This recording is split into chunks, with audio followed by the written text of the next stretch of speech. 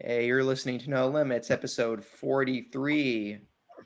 And what happened this week? Nothing. Nothing. No news. It's Why are the we here? show about nothing.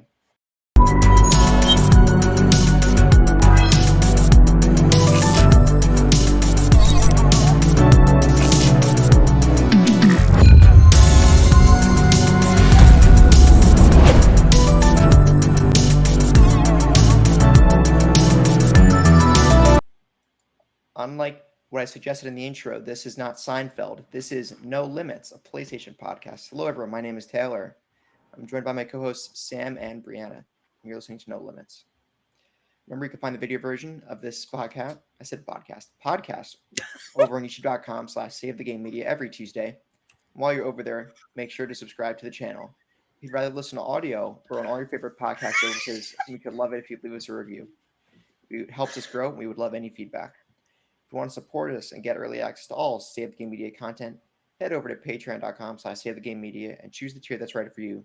Just like our current patrons did: Bucky Blue, Amon, Fabulous Brianna, Brianna's mom, Brianna's brother, Brianna's wife, Nikolai Knight, Cypher Primus, Brendan Myers, Marcus O'Neill, Lillian, Mimi J, The Snack Network, David Hartright,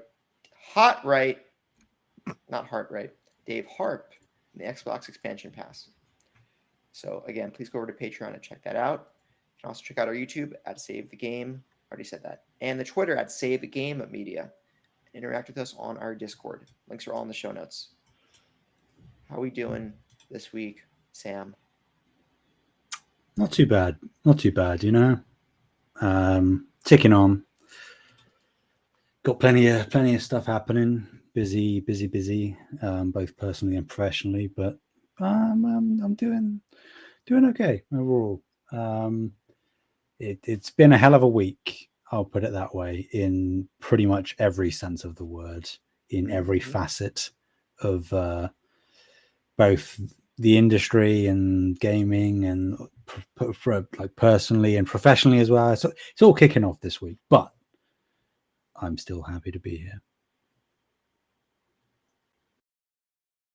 All right. How about you, Bree? I've been doing well. Nothing too crazy. Work is busy as always, but oh well. Nothing too crazy. I also just want to jump ahead of it. I haven't really been playing much or doing much this week. Two things that I want to shout out. One, I finished Bramble the Mountain King. 100% my game of the year right now. It is so good.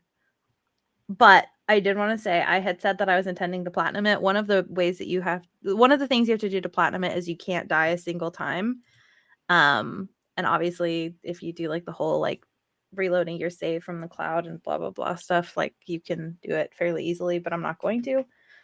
So I will not be platinuming the game, but that's the only reason why. So it's fantastic. Understandable.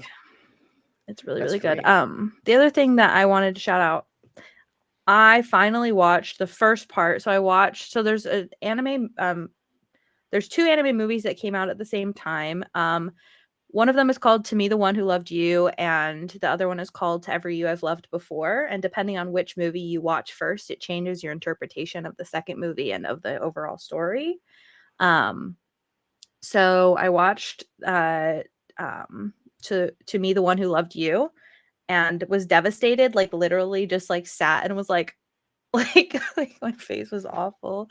And then now I'm gonna watch the second one today. It'll be great. We'll talk about that on Anime Cast. That was that. How are you, Taylor? I'm all right. Hope my cat's okay. I hope your cat's okay as well. She's very cute. It's not helping, Bree. What do you want me to say? She honestly seems like she's totally it'll all be fine. There's nothing wrong. I'm pretty sure there's nothing wrong. Nah, there's something wrong. It's okay. I'm going to the doctor tomorrow as well, so we can. I just hope I don't bring her to the vet, and then it's like, oh, we have to put her under anesthesia and do all these things for erroneous amounts of money. And I'm like, speaking of erroneous amounts of money, and I just got pet insurance, but right now I'm in the waiting period. So if anything happens in the next 2 weeks that isn't routine care, I don't get it covered. Wait, can I ask, what company did you go with? I've never had pet insurance. Healthy Paws. Okay. Good to know. Good to know. On a very chaotic note, because I have nowhere else to air this beef, my mom texted me this week, "Hey guys, just got out of surgery. I'm doing great." I said, Oh my God. "Surgery? What? What? Surgery, Mom?" Because she went and got surgery without telling anybody. That's stupid. Yeah. So this is me airing my grievance with my mom. How dare you go get surgery? I told you. She said she was doing physical therapy first to get approved for the surgery. I wonder if it was like an elbow. Was it a joint? Oh, her actual surgery, I'm not going to say just because it's like personal. But she had to go get surgery, and I was very upset. Why would you not tell your kids that you're getting surgery until after you're out of surgery? Right. Right.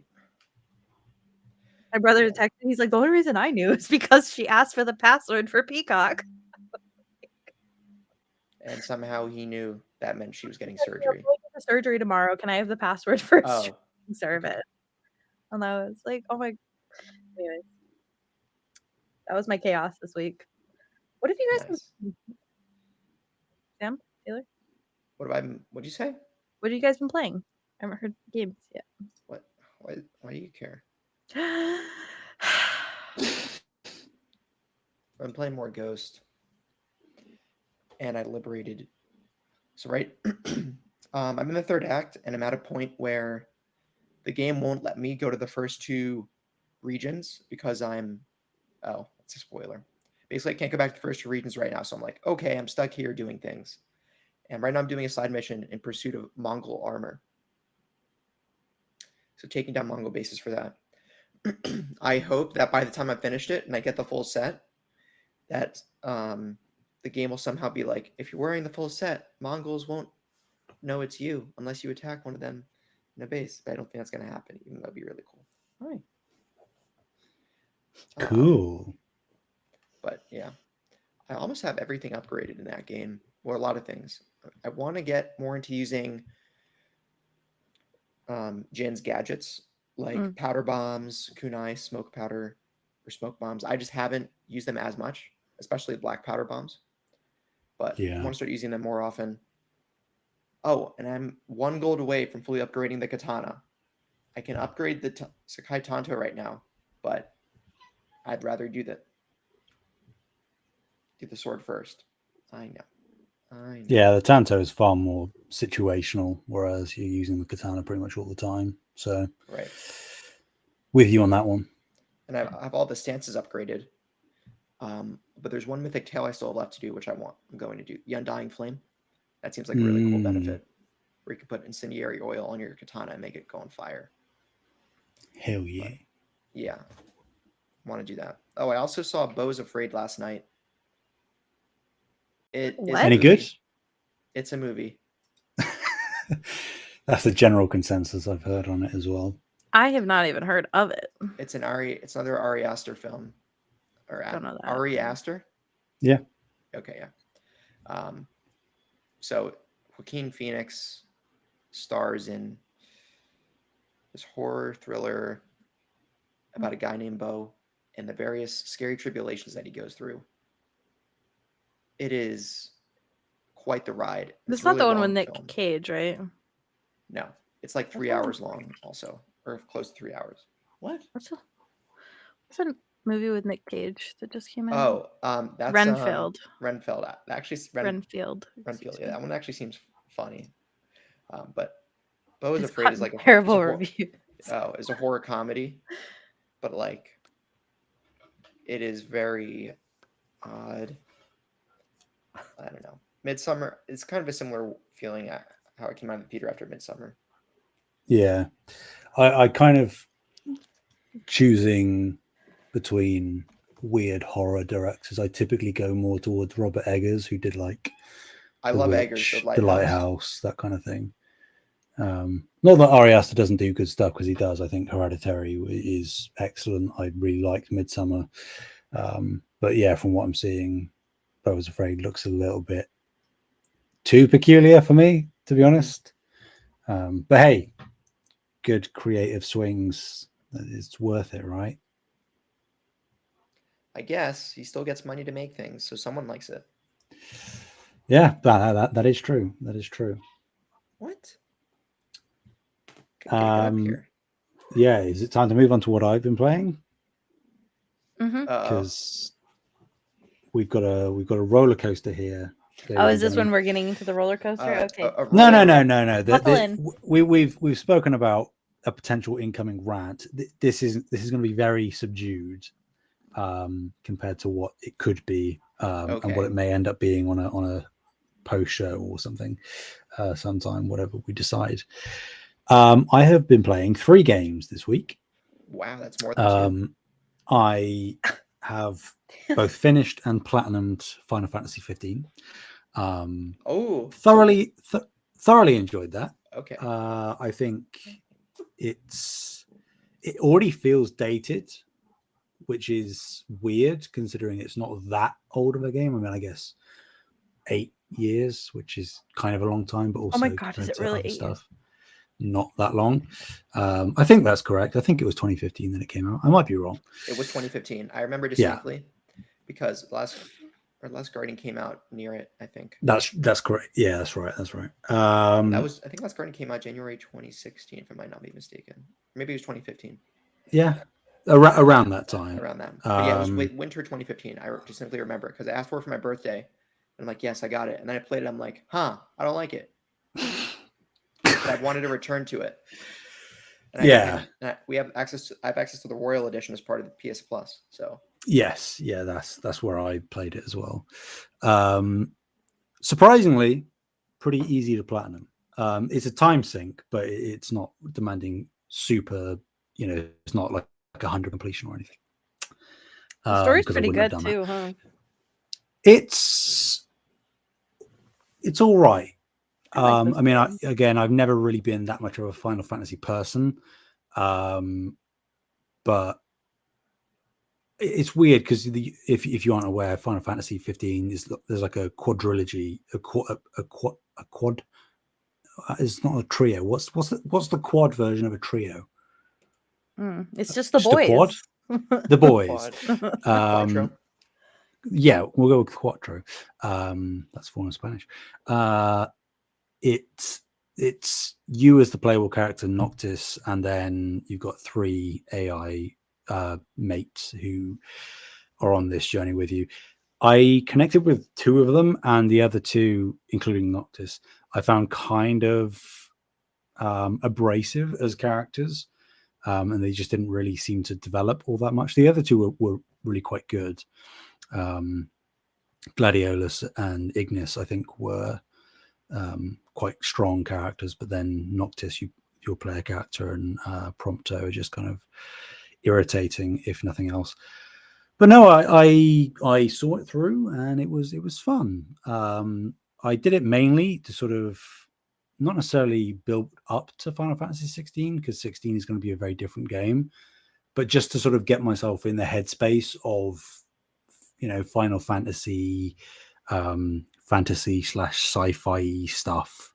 I just wanted to dip my toe into it a little bit, so if I was to dive into 16, which I intend to, it would be less of a sort of shock to the system compared to other games I usually play. I also finished and platinumed Star Wars Jedi Survivor. Technical issues aside, I didn't run into any frame rate issues or anything. No glitches. Playing on PS5, obviously. I had one crash, and that was it. That's the only issue I had. No frame drops whatsoever.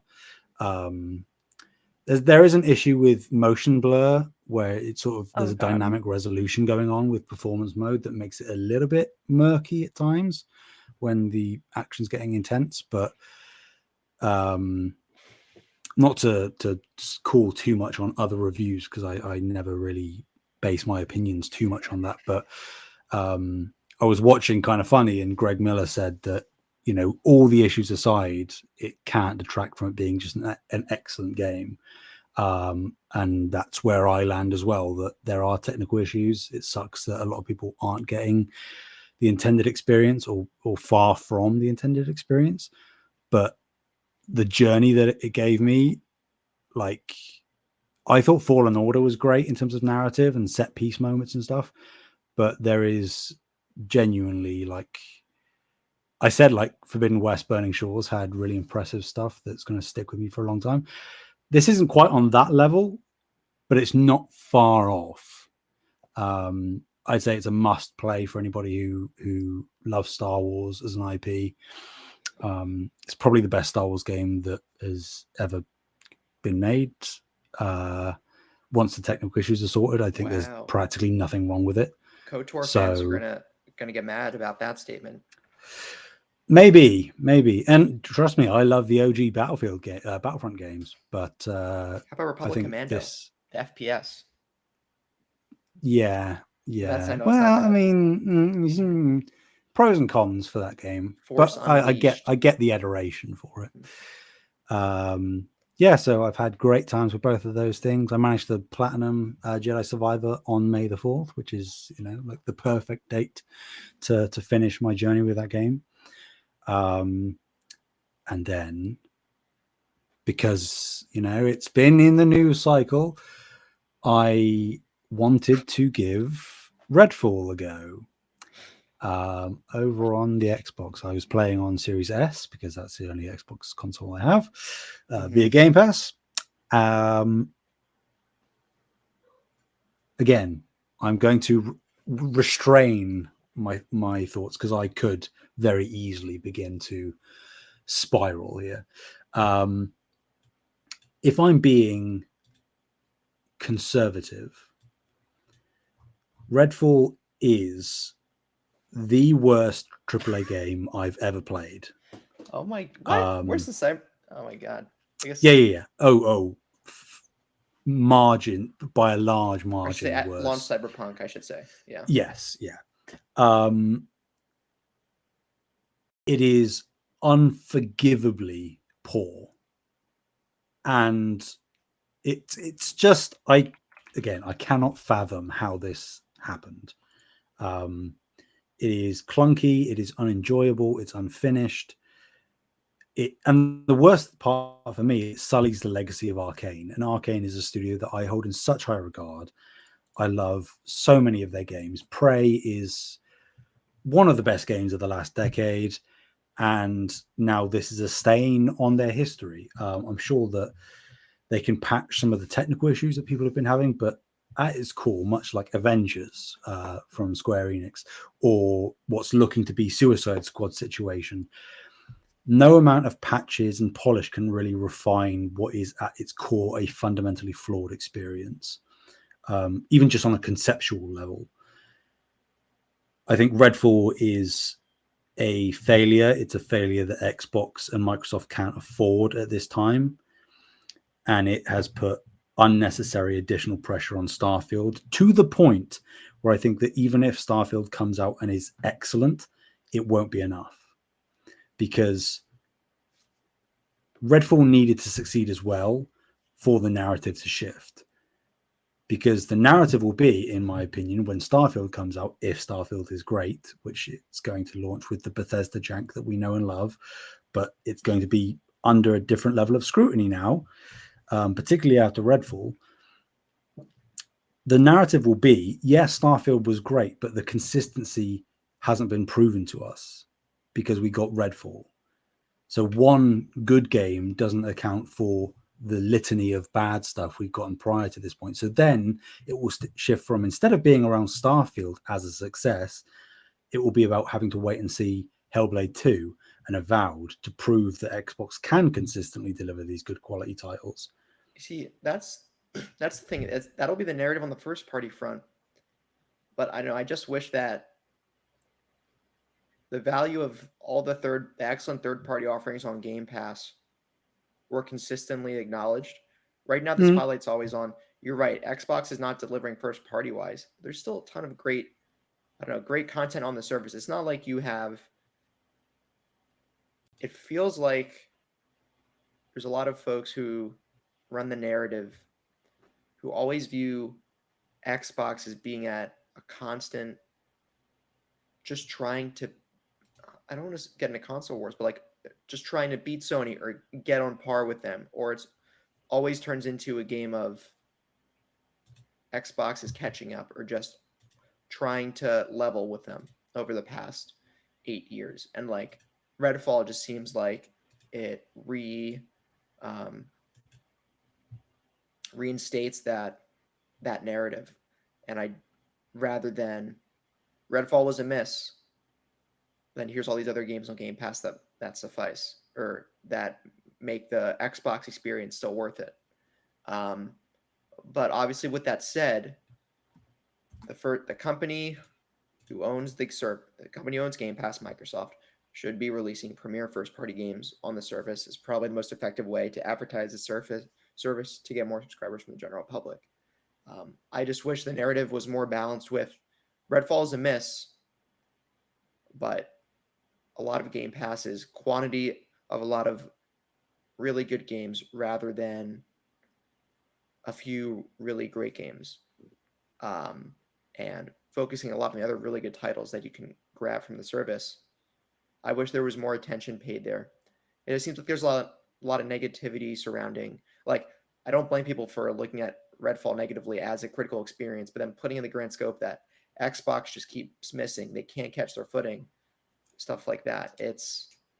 I think Phil alluded to it in his interview on Xcast.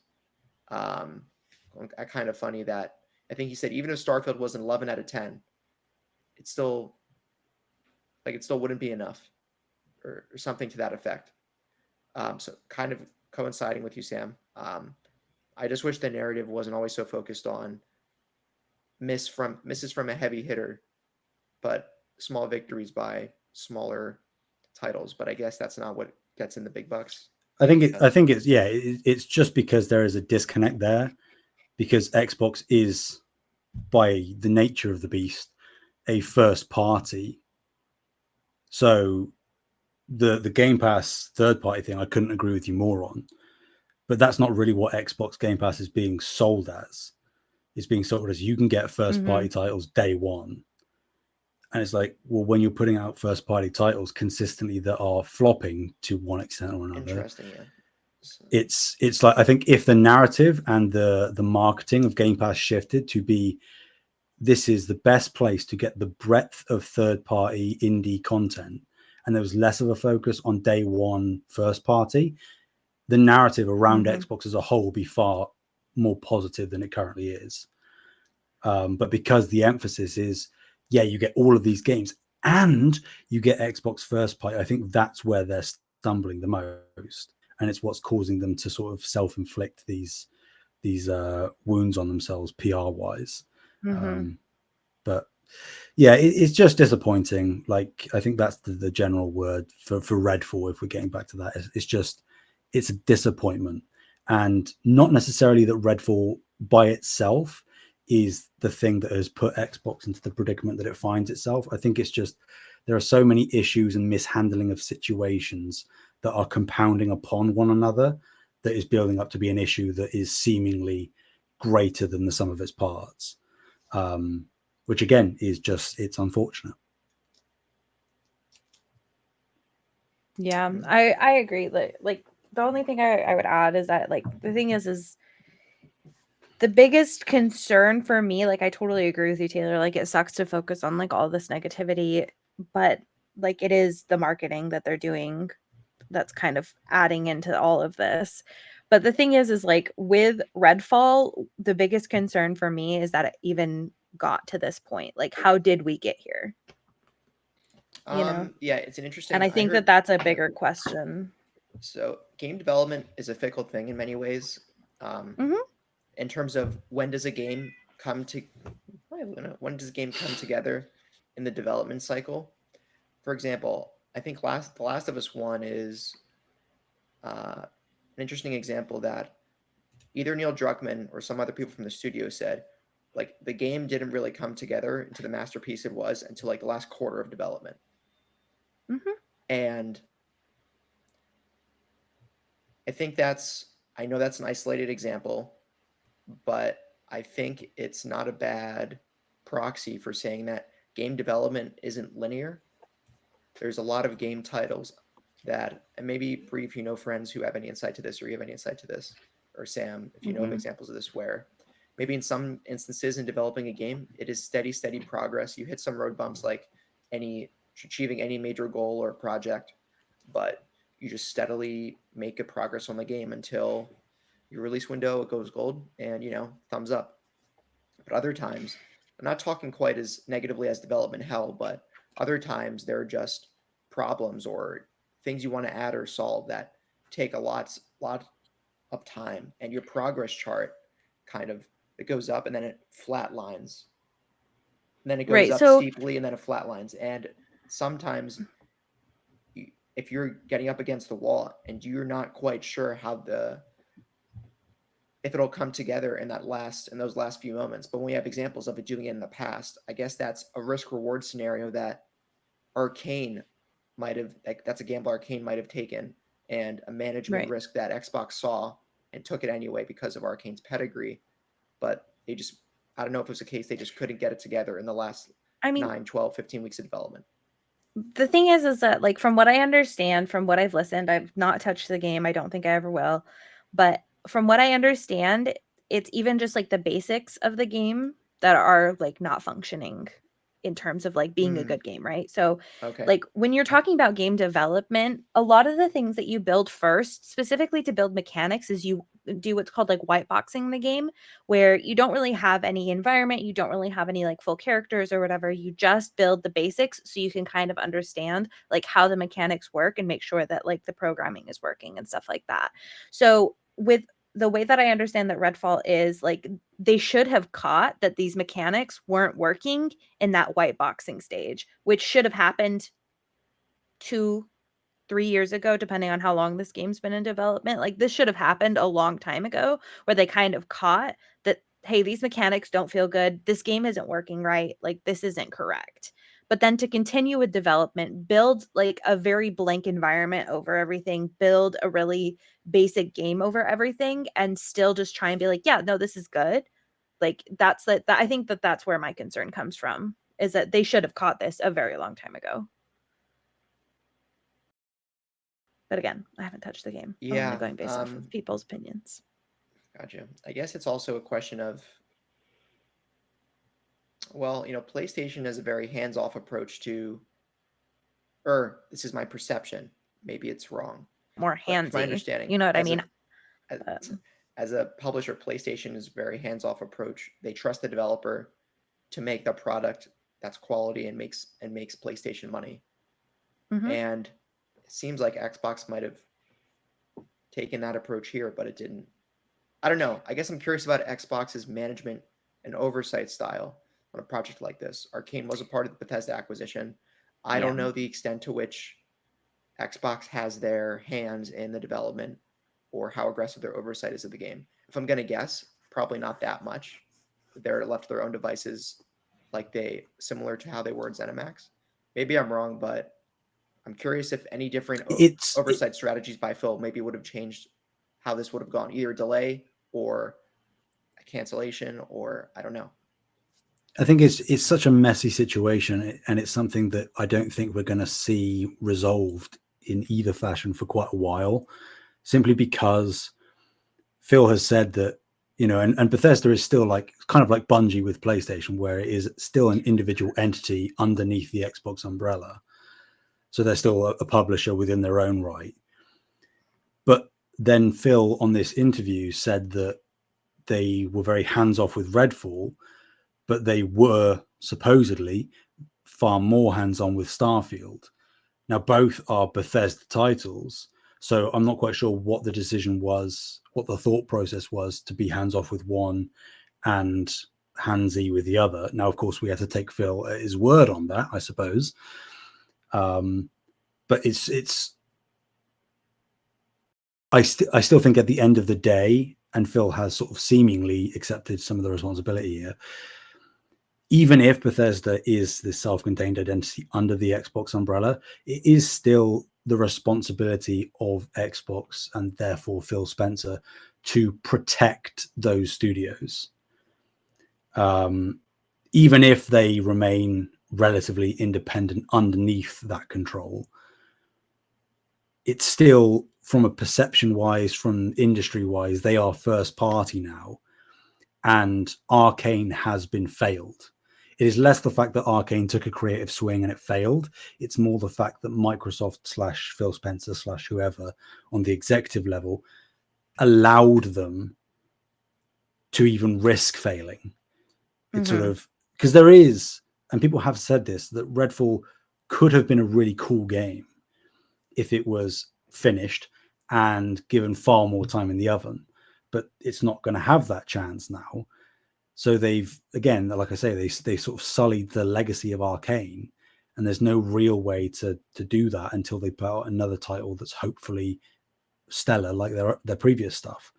I think it's more the mishandling of it from an executive level from Microsoft that gets me more so than the Arcane devs not managing to execute on what they tried to do. It's complicated, and again, I don't think the answer is going to come for quite a while, but right, I mean, if ever.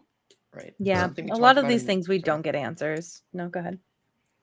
Something we talked about in the Discord was, I think, and Sam, you commented on it there, was apparently Phil said the preview reviews they had for the game were very positive, and then they fell apart, at least from that perspective.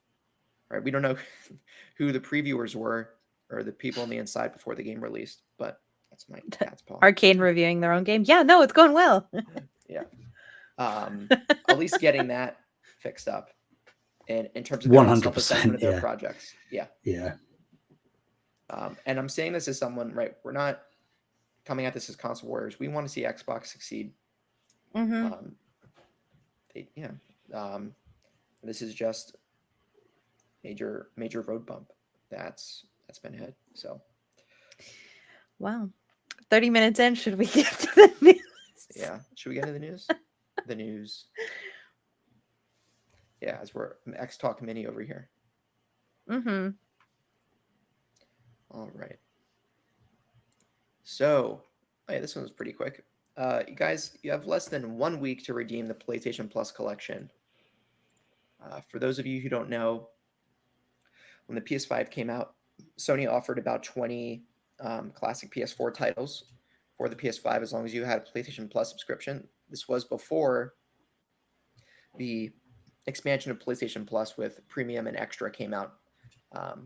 But either way, you have less than a weekend to redeem these games that include Bloodborne, God of War, Ratchet & Clank, The Last Guardian, Uncharted 4, Thief's End, Final Fantasy 15 Royal Edition, Mortal Kombat 10, or X, and a lot of others.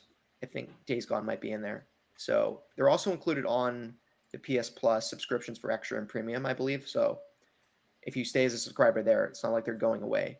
But if you are only an Essential subscriber, this is your opportunity to get those 20 titles in a batch. There's a lot of really good ones in there. I highly recommend it if you haven't. So please do that. New to PlayStation owners like Aman. Hell yeah. That was a quick one. Okay, people, we're desperate for Spider-Man 2 news, and we have some, but it's not about the game. Because Insomniac have released a prequel comic for Spider-Man 2 for free Comic Book Day. It is available currently only in the US, which sucks, but it will be available digitally, globally at a later date. I am waiting, because I will be reading it. But you can pick it up digitally in the US, or I think it's at participating retailers. Couldn't tell you which ones because I'm not in America. But there are plenty of, I think I'm reading through this article here. It doesn't look like there is actually a list of participating retailers. It's probably just Barnes and Noble. Yeah, I mean, if you go to a shop that you know sells comic books, it will likely be there. I thought it would be digital. Is it not? They don't have it different digitally? Yeah, it's digital as well, but also at participating retailers if you like physical copies, which is what I would choose if I had the choice, but I don't. Anyway, this story. Kind of do. I mean, you could get somebody to send it to you. Yeah, but I mean that's a lot of hassle, you know. I'm not that committed to getting a physical copy of this £30 for shipping a free comic. Yeah, no. This story acts as a prequel between the end of Spider-Man Miles Morales and Spider-Man 2. The synopsis is as follows. When the story opens, MJ and Peter are back from Sincaria, which is where they were visiting during Spider-Man Miles Morales. And MJ has just finished her first book titled Perilous, A Journey into War-Torn Sincaria.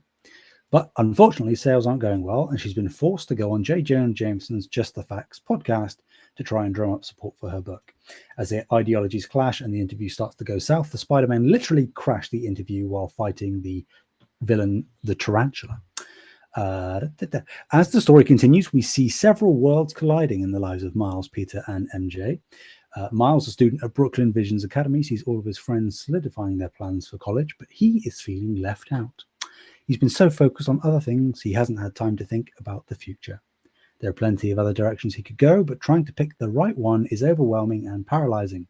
Meanwhile, Peter is back in Queens, living in the house he grew up in, but he's drowning in bills. May had mortgaged the house to keep feasts running during the events of Marvel's Spider-Man, and now Peter is left with the responsibility of finding a new job in order to make the payments. MJ would make a perfect housemate to help with the mortgage, but she needs to stay in the city for her job as an associate editor at the Daily Bugle. At least, that's what she tells Peter. There is an unspoken tension between them as both struggle to take the next step in their relationship. On top of all that, there's a new gang in town, and they appear to be using magic, ? Our heroes work together to track down and confront members of this gang, using their superpowers to uncover the gang's leader, the villain, the Hood. This new supervillain appears to have supernatural abilities that defy mere webs and fists. While Miles, Peter, and MJ attempt to balance their responsibilities to the city and each other, they keep going back to one of the main themes: is magic real? Dun, dun, dun. I don't know. Have either of you read this? Are you going to read this? I'm not a big comic book guy. Probably not. Maybe I'll read a synopsis. But yeah, maybe you'll just have to wait until I get it, and then I can read it to you like a bedtime story. You know, I would love that. I'll read it that way. Yeah. Oh, thanks. I'm intrigued. I'm intrigued. I am obviously, goes without saying, a very big Marvel fan. I'm sure all of us here enjoy Marvel Spider-Man, although I'm looking at Bree knowing that that's not a thing. Me and Taylor enjoyed Spider-Man. All of us. Yep. I'm looking forward to Spider-Man 2, obviously. And I think that if there was one thing that I was actually kind of interested in seeing them do in Spider-Man 2 that wasn't done in the first game, is lean into more of the magic stuff. I think that that's an interesting direction to go. I remember when I was reading the synopsis for the first time, I thought they were going to say Mysterio, because it was sort of like supernatural power, or what seemed to be supernatural powers. I was like, oh, that's an interesting spot to go. If you don't understand what I'm talking about, this will sound like gibberish, but I thought because Mysterio was kind of hinted in the first game as well. But anyway, it's not Mysterio. But maybe this whole magic focus does bleed into Spider-Man 2 somehow. Maybe we get a little Doctor Strange, you know what I'm saying? Maybe some of that. That'd be nice. They've done the portal tech with Ratchet and Clank Rift Apart. Just saying. That would be awesome. Just saying. They know how to make it work. That is pure speculation, by the way. But Far From Home DLC. Ooh. Sorry, I mean No Way Home DLC. I'm into it. Both. I don't know. Yeah. So if you're interested in sort of figuring out where Peter and MJ and Miles end up prior to beginning Spider-Man 2, it's worth probably looking up even just a synopsis of this. But it is a free comic book. You can get it for free. So, if you have time to read one and you don't mind reading them, there is no reason to not, especially if you're going to play Spider-Man 2. So there you are. There's your PSA. Okay. All right. Next one. Less happy. Bad news. Sony Studios' PixelOpus, best known for Concrete Genie, is shutting down. PixelOpus, the small Sony Interactive Entertainment-owned studio, best known for its work on Concrete Genie, has released an official statement. Sony confirmed in a statement on June 2nd that it's officially shutting down. The tweet, PixelOpus, they both said it. This is a mess. Okay. PixelOpus said that the studio's adventure has, quote, come to an end while thanking its fans. The tweet read, "Dear friends, our PixelOpus adventure has come to an end. As we look to new futures, we wanted to say a heartfelt thank you to the millions of passionate players who have supported us and our mission to make beautiful, imaginative games with heart. We are so grateful." With a cute little picture. PixelOpus senior environment artist Bob Archibald appeared to confirm the news, tweeting, "I like to think that with Concrete Genie, we made the world an ever so slightly better place. And not too many games these days have the chance to try and do that. I'll always be grateful for my time building imaginative worlds for this incredible team." From Mark Vernon, I was only PixelOpus since January, but it's been some of the most creatively fulfilling work of my career. The talent at this studio really blew me away. I'm grieving right now at the loss of a great team and great project. I hope we all land on our feet, preferably together. It is unclear whether PixelOpus's team has been laid off. Sony told IGN in a statement, PlayStation Studios regularly evaluates its portfolio and the status of studio projects to ensure they meet the organization's short and long-term strategic objectives. As part of a recent review process, it has been decided that PixelOpus will close on June 2nd. Prior to its closure, PixelOpus was a small subsidiary of PlayStation Studios based in San Mateo. The studio was founded in 2014 and worked on Entwined, and then later worked on Concrete Genie, which received praise for its lavish artwork. PixelOpus was reportedly working on an untitled project in collaboration with Sony Pictures Animation. They were working with the team that did Into the Spider-Verse. It's unclear whether that project will be moved to another team. Sad. They didn't have to do it. All right.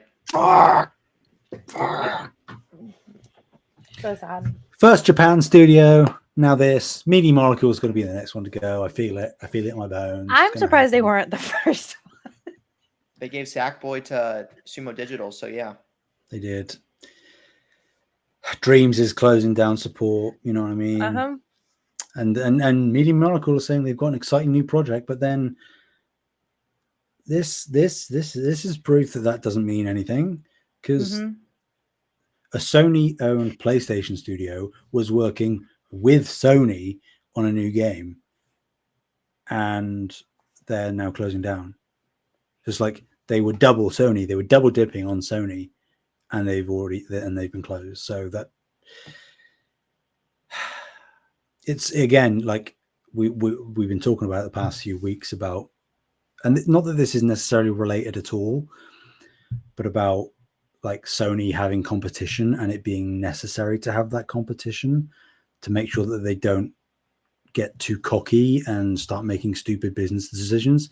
This kind of reeks of a stupid business decision to me, because PixelOpus was a tiny studio, and again, I can't speak to the cost of their games, but their games, I can only imagine, were significantly cheaper to make than other AAA blockbusters that they put out, and they've been critically well received, and they are artsy, and they've got that interesting vibe that some people say is lacking from a lot of Sony first party stuff in terms of the originality and uniqueness perspective.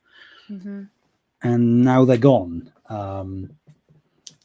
And I can only dream of what their project was going to be with Sony Pictures Animation, the possibilities there. I mean, you said it, like the Into the Spider-Verse team, that is like, were they doing some kind of cool artsy Spider-Verse game? Were like they Concrete Genie meets Spider-Verse? Yeah, sort of like Spider-Man Shattered Dimensions, where you are playing as multiple different Spider-Men and they each have their own unique art style and world that they exist in.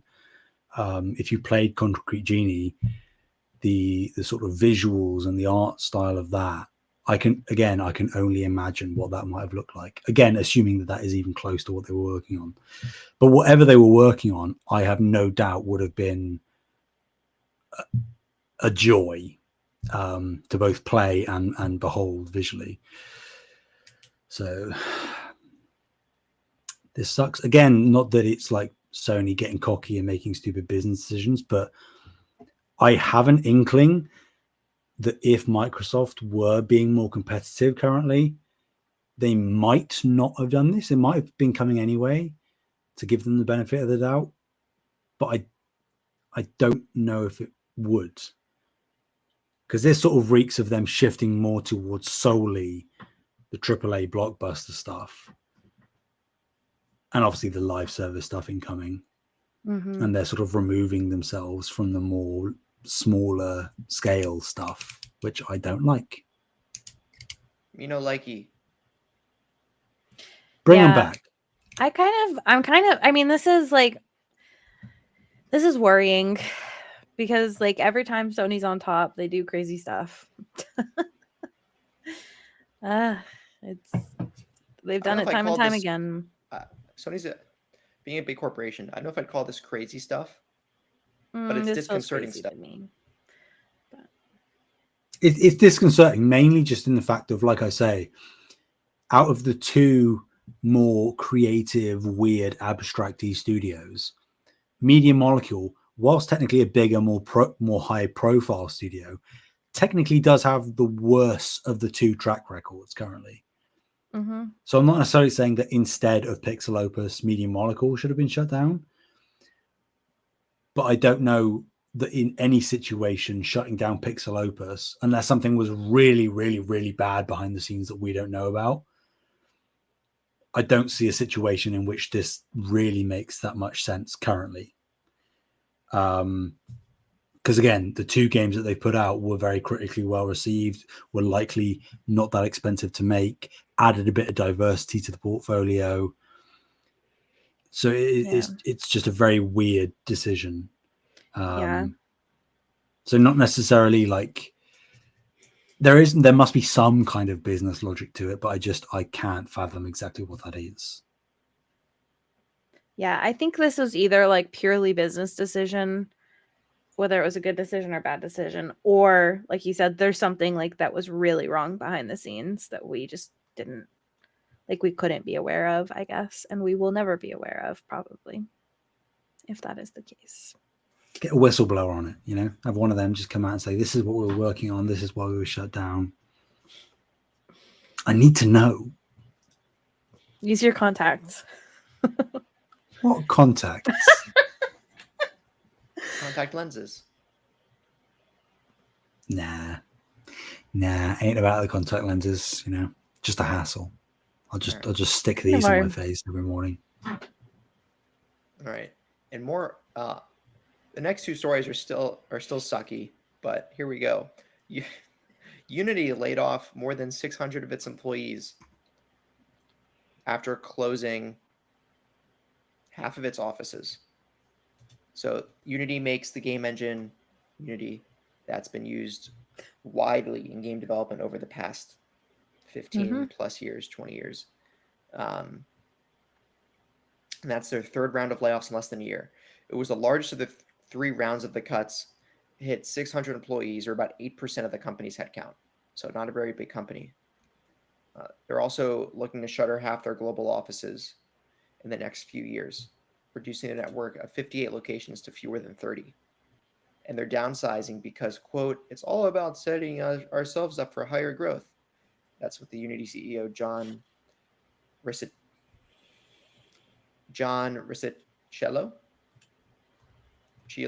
said about the cuts, speaking to the Wall Street Journal. So, I don't... Boo. They're said to flatten corporate hierarchy and eliminate some middle managers. I hope that's the worst of it, but I'm going to guess it isn't. Yeah, probably not. And even so, I don't hope for people to lose their jobs. So I'm not I don't like it. Layoffs suck. Well, the And thing is there's like they had like all this growth, right? Like they hired a bunch of people, and then in interest of growth, they're firing a bunch of this is people. what big Like tech has been doing. I Amazon, know it's Microsoft, disgusting. Meta. They hired a lot of people, at least in tech, a lot of aggressively hiring people at enormous salaries, like total compensation that exceeds 200,000 for someone with only a few years of experience out of school, and then they cut them. I don't think salaries are as high in game dev or in Unity, but that theme still might be prevalent. And also, Yeah. as we talked about this before, that in general, layoffs usually are not the right decision when it comes to just simply the long-term financial efficacy of a company. Laying off a lot of talent and then trying to equate that same amount of work with less amount of people, or trying to rehire people after when you found out you did an overcorrection on the layoffs. It all comes out to being more work and more money for the company than if they didn't lay off anyone at all. I've seen some people say solutions of, well, number one, don't do it and just don't do anything. But if there has to be a cut somewhere to the company, rather than laying people off, laying down your middle to upper level employees or cutting mid to upper level employees' salaries by 10%. If you're going to have to cut something somewhere, rather than completely laying off erroneous amounts of workers. But yeah, it sucks. It's doo-doo. And also in game dev, it's a more volatile industry than a lot of others. Mm-hmm. When it doesn't necessarily need to be in this case. Because I don't know, at least to me, it seems like making a game engine, that kind of job might be more stable than developing Yeah. a game itself. But still, Yeah, I don't think that this is like a stability thing. Like for sure, like Unity, Unreal, like the people that make the engines, like that has to be way more stable than like making a game where there's like the game cycle. I think this is just pure corporate BS. But we've talked about this like a million times, so I don't want to like beat it into the ground, but man, still sucks. So thought it was worth mentioning. yeah. Yeah. And more interesting bad news,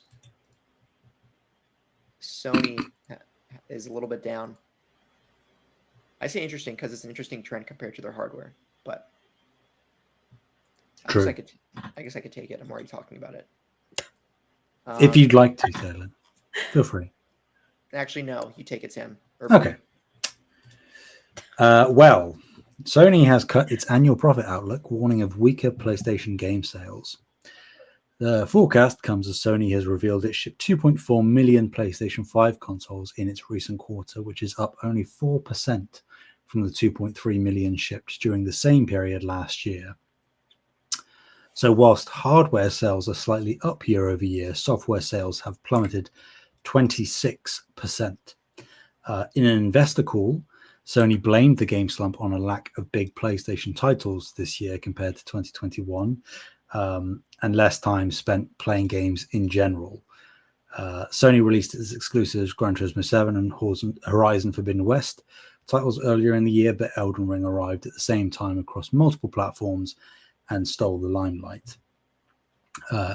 Reuters has reported that Sony has now revised its annual profit forecast down 16% for its gaming business, as it anticipates another fall in game sales next quarter, alongside costs associated with its recent $3.7 billion Bungie acquisition. Sony's PlayStation game sales are the latest sign that the gaming industry is slowing down after a big boost during the initial stages of the pandemic. That is reflected in Microsoft's both hardware and software sales.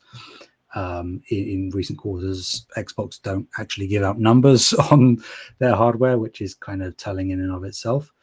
But it saw a 11% dip in hardware revenue in the recent quarter, and a 6% drop in Xbox content and services revenue, 7% overall decline.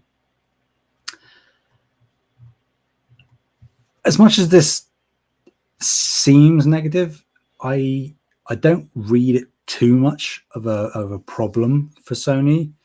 I think this is kind of expected. Mhm. I mean, there's always going to be, a flow, ups and downs to these things. And whilst 26% is a relatively sizable drop, I do think that the extenuating circumstances surrounding it somewhat allow for that kind of thing. Like they say in the article from The Verge, the pandemic, and then you have less first party titles that are sort of more sparsed out or overshadowed by other titles that are across multiple platforms. So I think there are justifications for why the drop is there. Obviously, nobody likes to see a drop of any scale. Well, Sony don't anyway. It doesn't really matter to us, but the number can be disconcerting if you read it at face value. But I'm reading it at face there are value, reasons Sam. there. Sony is on fire. Exactly. They are shutting down tomorrow. Exactly. Yeah. Jim Ryan That would is be moving in crazy. with me. That would Out be of a job. really crazy. They're like, whoa, Jim, want to move in with me? Better watch yourself. Yeah. I mean, the thing is like, I feel like there's so many factors that go into this, like things slowing down from the pandemic, the cost of gaming going up, people being out of jobs, like, and money. And on top of that, games just overall being longer. So like you don't need to buy as many games to be entertained for as long, right? So it's like when you like factor in all of these like things, this makes sense. So And also, I think it's less of an issue, again, relating slightly back to the Redfall discussion. I think it's less of an issue with Sony because they don't typically do this, but I think consumer confidence mhm. in games is not at an all-time low necessarily, but lower than it's been in quite some time, in terms of confidence that buying a title at launch will be a worthwhile, enjoyable experience. So I'm sure that also factors in somehow. But that is all in spite of the fact that Sony is arguably in the strongest position they've ever been in. So it's like, yeah, the software sales are down, but down from like a meteoric all-time high, most likely, or one of the highest peaks that they've seen in terms of software sales. So it's a big number, but I think that ultimately it doesn't really mean all that much for Sony. I think you can make the argument PlayStation was at PlayStation's all-time, I guess it's relative. In absolute value, of course, they're much higher than they were during the PS2 era. But relatively, Sure. I think the PS2 era, oh man, they were absurd levels of dominance. Whether you're getting the PS2 for its DVD function or all of the crazy games coming out, Final Fantasy, San Andreas, Metal Gear Solid 2, Metal Gear Solid 3. Anyway, but as an aside, yeah. So Sony's not falling apart. Taylor, did you want to take this next one? Me? Mm-hmm. Okay. You don't have to. I can take it, but I feel like you want to. Don't worry about me.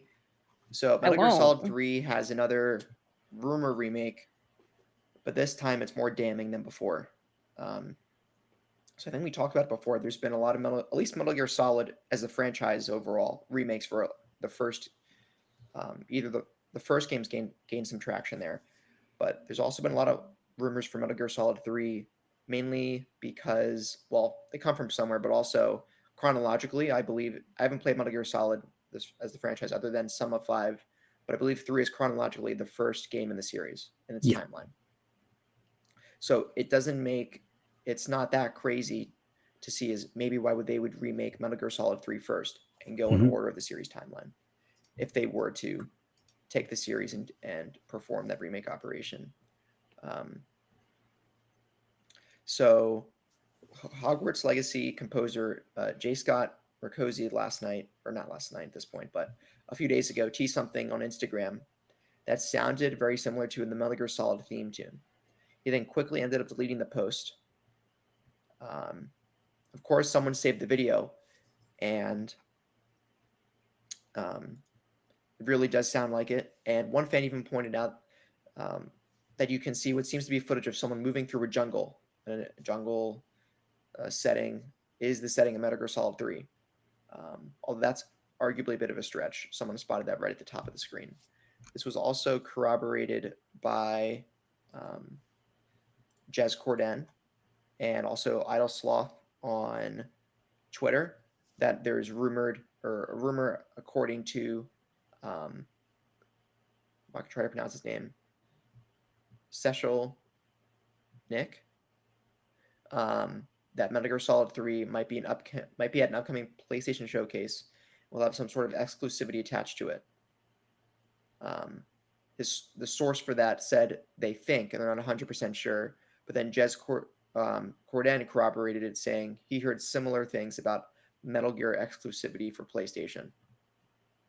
So for this next PlayStation showcase, keep your eyes peeled for something with Metal Gear Solid. So we think it's happening? I think I'm gonna go for it and say I think it's happening. Will it be at the next showcase? I'm not sure, but I think something Metal Gear Solid remake wise is happening. Konami has finally started to respect their own IP again, and like they're remaking Silent Hill 2. They've recently released multiple Castlevania collections, and I believe there's a new Castlevania game in the works. They collaborated with Dead Cells for Castlevania stuff. So Konami is finally starting to respect their IP again, and not just make pachinko machines. I would hope. And this seems like the most logical step in the process. I think there is no IP worth greater in their possession in gaming than Metal Gear Solid. So I think it's happening. And I wouldn't be surprised if it's PlayStation exclusive as well, because that's where the series really that's the series home platform-wise, even though a few games are multi-plat. And Sony just love giving the middle finger to Xbox, right? That's well, Final Fantasy 16 is that's a big middle finger right now. No idea if Final Fantasy 16 is coming to Xbox, even though it's not considered a PlayStation exclusive under its development cycle. I don't think it will. Yeah, but if we haven't seen Final Fantasy VII Remake on Xbox by this point, I don't see 16 coming. So, do you guys buy this? You guys Metal Gear Solid 3 Remake news? I think all signs are pointing towards it. I mean, from what I can recall, we've heard about Metal Gear Solid, Silent Hill, Castlevania reboots, reimaginings, new installments for like 4 or 5 years at this point, I feel.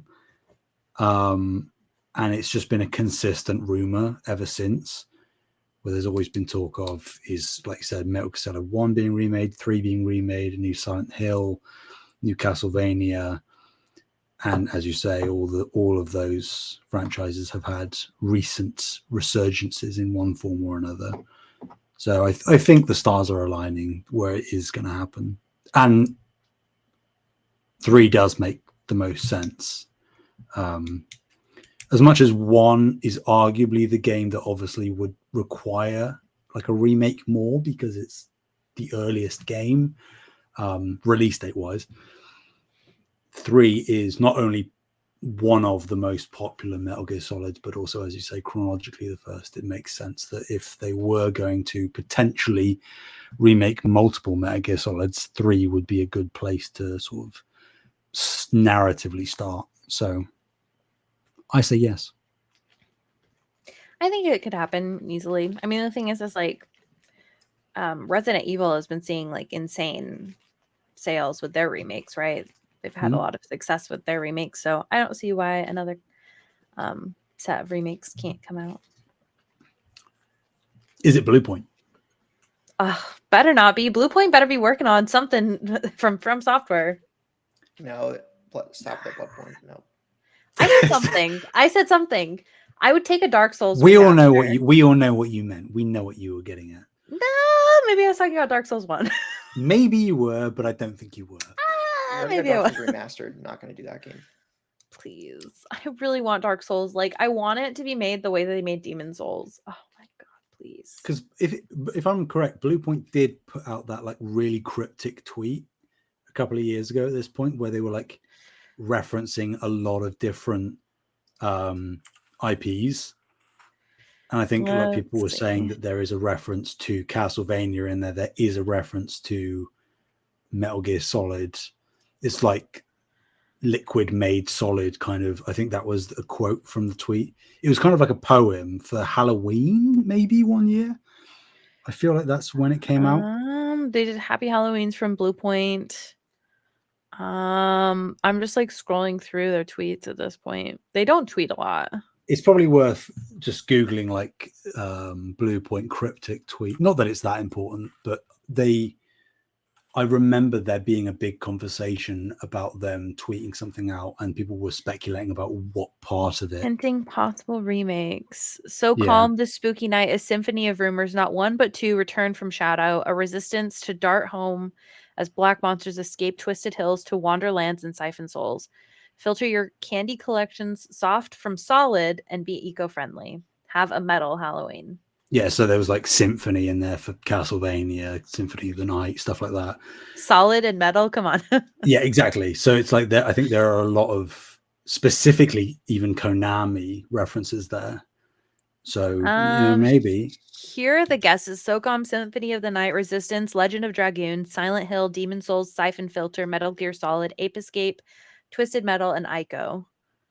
So obviously we know Demon Souls was a thing, but it depends on whether you take that tweet as they hid Demon Souls amongst other potential things that people could speculate on to hide the fact that Demon Souls was their next project, or it was a list of IP that they are sort of floating around their studio. Oh my god, if they redo Legend of Dragoon, if Blue Point redid Legend of Dragoon.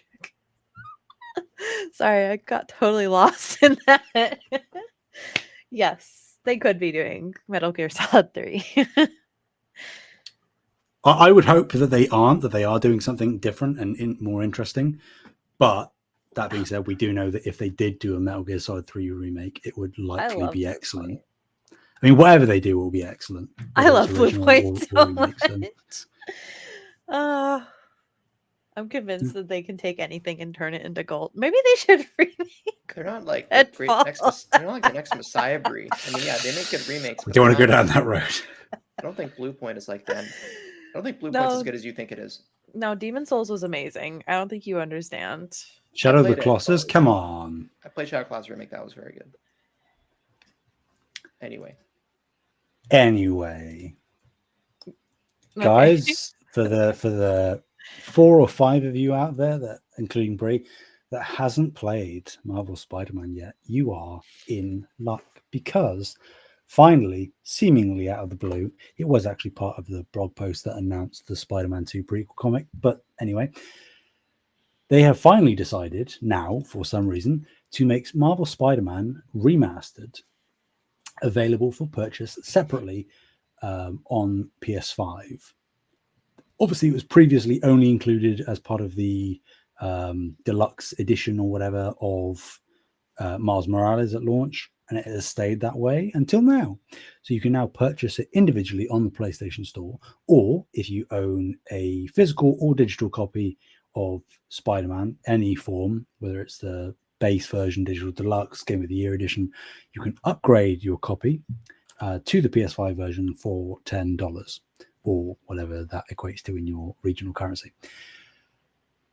That's the story. You can now get Spider-Man Remastered for $10 if you have the base game. I haven't actually looked at what it's priced at if you don't upgrade. Do we have that? I believe it's $50 US. I'll check on the UK store as well for anybody listening. We have, I'm looking at it now. Yeah, $50 US or 40, and also 50 British pounds. Yeah, which is, I'd say that's worth it if you haven't played it yet. I mean, it sucks obviously because this is the reason that they recently took it off of the PlayStation Plus catalog. This is why, so that you would be incentivized to buy it if you haven't yet played it. But I would still say that for Remastered, which includes all the DLC, the PS5 benefits, obviously in terms of haptic feedback and triggers and whatnot, 50 is worth it. It's a great game. So Who am I kidding? We've all played it at this point, right? Yeah. Uh-huh. Uh-huh. Uh-huh. Good. Glad we're all in agreement. It is like the easiest platinum ever. It is very simple. Well, not easiest ever, but it is very simple. Of a major Sony title. Yes. Yeah, definitely the Spider-Man's are the easiest, for sure. Right. Well, no, actually, no. Yeah, Ratchet and Clank was a little bit harder, but 2016. Yeah. Or Rift So Apart. easy. or Rift Apart, either or. Oh. But there was a little bit more minutia there that you had to do. Whereas Spider-Man is just go around the map and do most things, but doing most things in Spider-Man is fun. So So fun.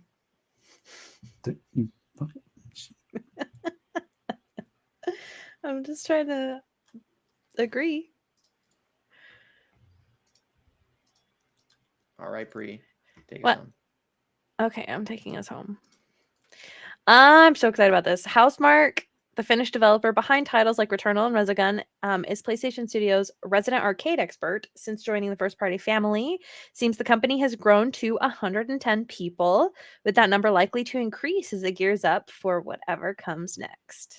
Although they aren't in the habit of making sequels.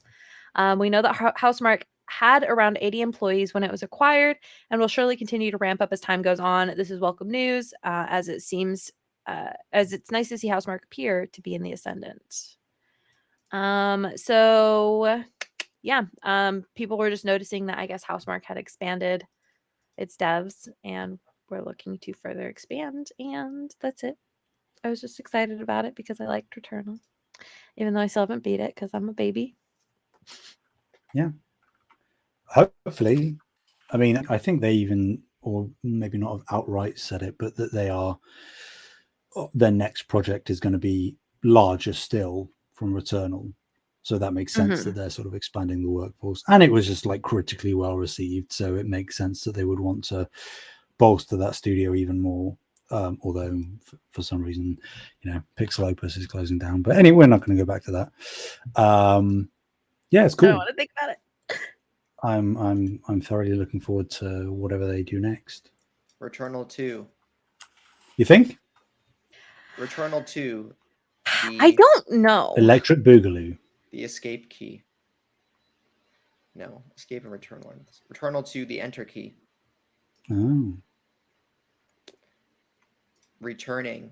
Instead of Returnal, it'll be returning. Returns.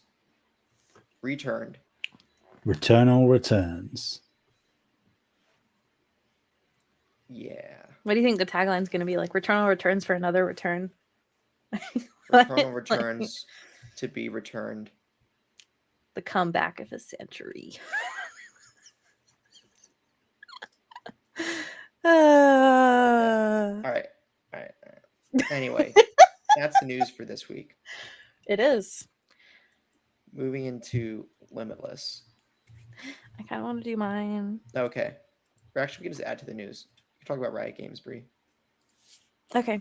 I will read this one. Riot Games, this is from GamesIndustry.biz. Riot Games to compensate 1,548 women in gender discrimination case. New details have emerged from Riot Games' gender discrimination case, with a report saying that 1,548 women will receive compensation. Axios reports a court filing by Rust Consulting, which has been managing the process, confirmed the number of women who are with their staff at Riot or contractors that will be receiving payments.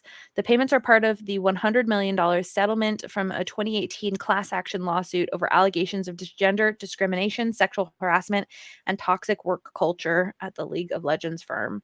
The settlement was announced in December 2021 and approved by California Huge in July 2022. Under terms of the agreement, any of the women who worked for the company will receive an initial payment between $2,500 to $5,000.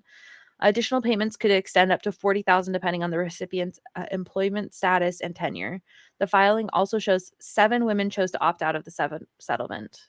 Riot Games has since been working on improving its work culture and releasing annual diversity and inclusion reports to show its progress. In the 2022 report published last month, the company reported women accounted for 27.5% of all staff and 25.9% of its global leadership, up from 24% and 20% respectively in 2020.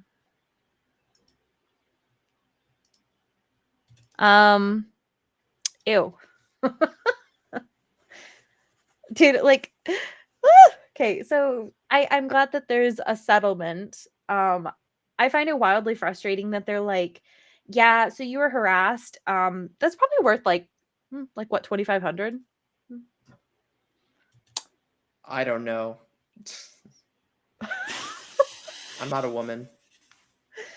I mean, come on, guys. Like, this is, I mean, at least they're trying to take accountability. But the other thing is they're like, look, guys, we have higher numbers. Like, you're right. 27.5% is bigger than 24%. You did good. 3%. Come on.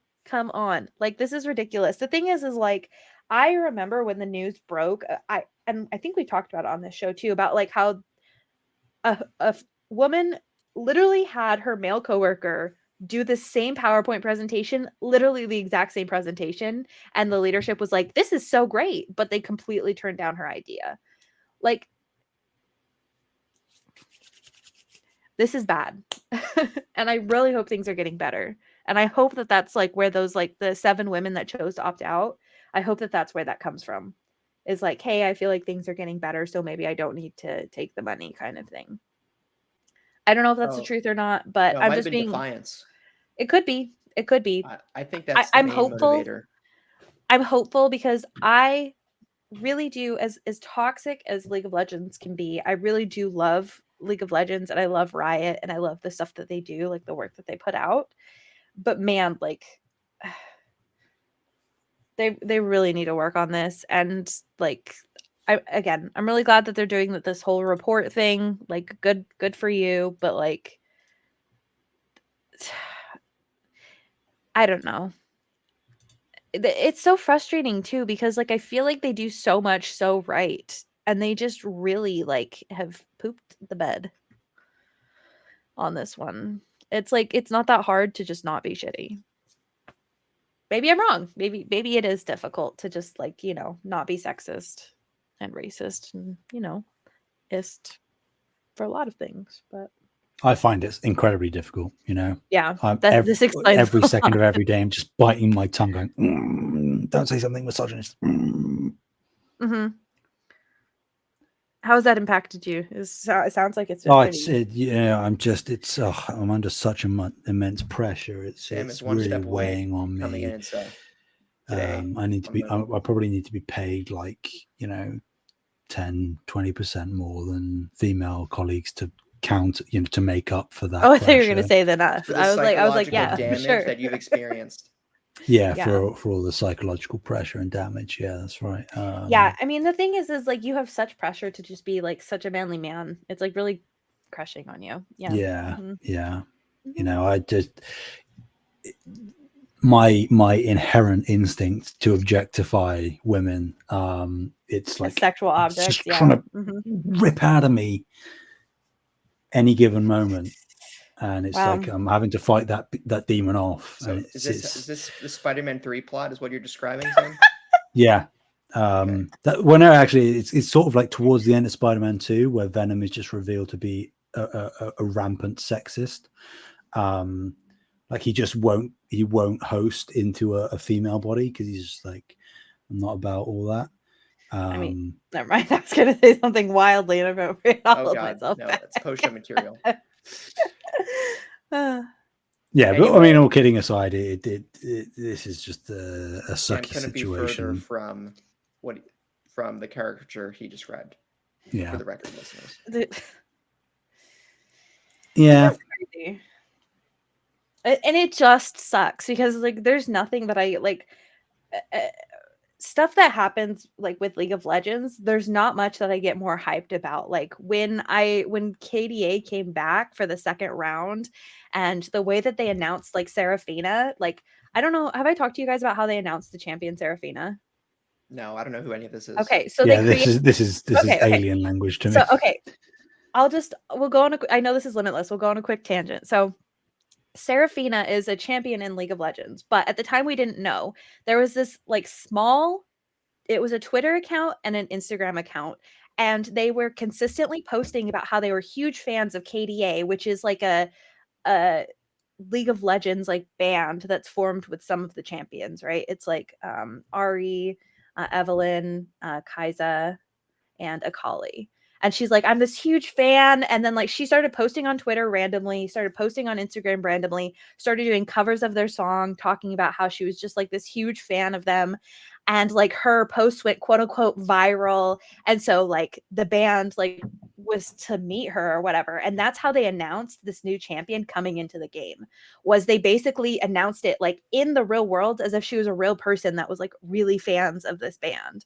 And then it like became like this huge like thing where they released like a new like EP for KDA, and she was now part of KDA. And I'm like literally getting chills talking about it. There's nothing that I get more excited about. Like there's very few things I get more excited about than like what Riot does with their champions and like the way that they announce things. And it just sucks to know that like if I were to go work there, there's a good chance that like my opinion would not be as valued. So it just sucks for how much I love Riot. So that's why I wanted to include this. As Taylor says, pee pee poo poo. Okay. Well, maybe we should start venturing into poster territory. So thank you guys so much for listening again to No Limits. And you can find us on YouTube at Save the Game Media, Twitter at Save Game Media, and the Discord links are all in the show notes.